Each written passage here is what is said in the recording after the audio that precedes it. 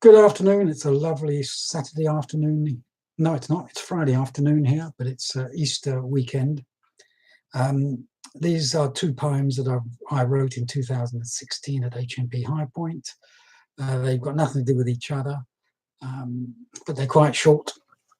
The first one is called Easter Expressions 1, and that was really a sign that I was pissed off having to watch the television and people talking about Easter all the time and coming up with the usual old phrases. I'm afraid just didn't really impress me. So this is the first one, Easter Expressions.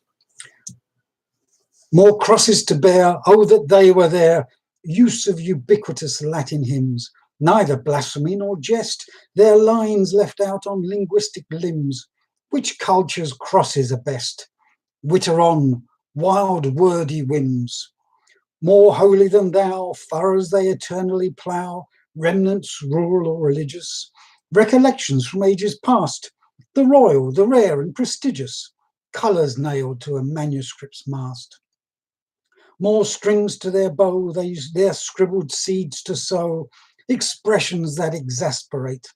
This meaningless language serves to exaggerate a corruption through usage, which belittles the great.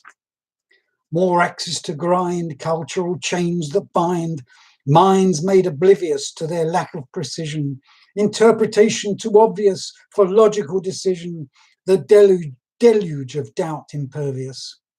Let there be more fish to fry, that we might do or die. Some creatures reason not, or so we say. Their purpose of prose is to pacify. When life is taken away, no tradition can justify the ultimate price other beings pay.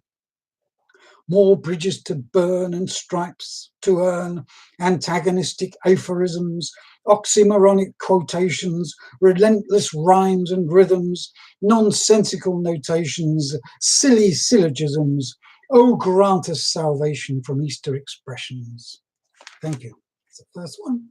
Now, the second one's a little bit, well, that was quite obscure, I suppose, but this one might be even obscurer for those that are not really into Irish history. I won't give anything away. I'll just leave people to guess. Easter Expressions 2.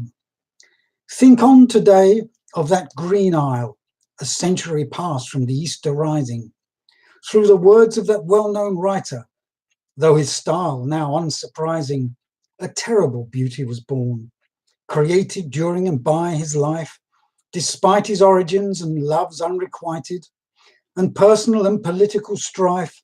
He described the need to liberate this nation of papists and non-believers by the creation of a republican state free from foreign privilege. His verse contrasts with morality, any nihilistic nationalism, and pleads for plurality, a portrait of poetic patriotism. Think on of those, wherever they be, that for any cause have chosen to die, whether they be innocent or guilty, in whatever graveyard they might lie. One nation's terrorist is another freedom's fighter, another country's citizen or subject, another's occupier.